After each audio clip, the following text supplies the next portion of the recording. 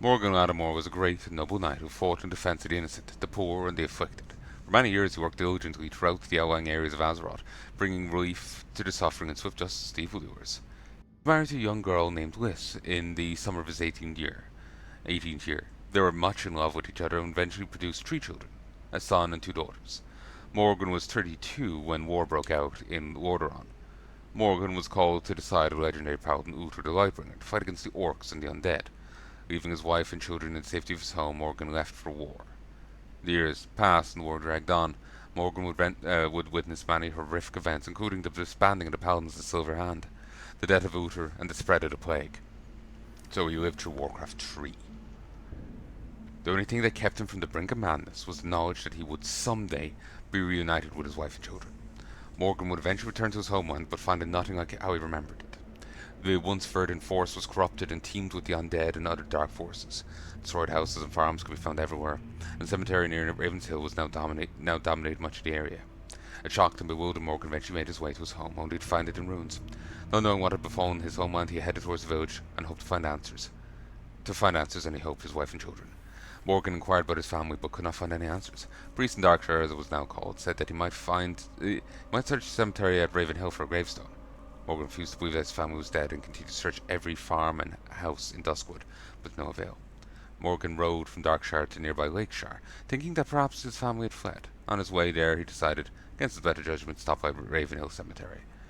Morgan spent hours walking amongst gravestones, recognized many names of people that he knew and became more and more distraught. Then among them a small, untended plot amongst the many, with three small gravestones. A feeling of dread washed over him as he approached. Morgan brushed off the dust of the most prominent gravestone to reveal the name on it. Simply carved upon the grave, letters spelled out his worst fear: Liz Ladimore, beloved wife and mother. Morgan's apprehension turned to dismay and to grief, and he fell to his knees weeping. For hours he stared at that one grave, begging the cold stone for forgiveness and sobbing apologies. Then, hours later, something in him snapped and began to lash out.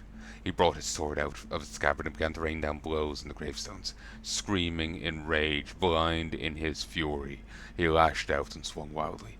Catching the notice of a trio of the cemetery's attendants as they tried to restrain him, he turned his focus to them, hurling accusations of guilt upon the innocent attendants, then killed them all. Later, when the rage passed, realization crept into Morgan's mind, and he saw his bloody sword driven into the chest of one of the attendants. Driven to the brink by his emotions, he removed the belt knife and plunged it into his heart.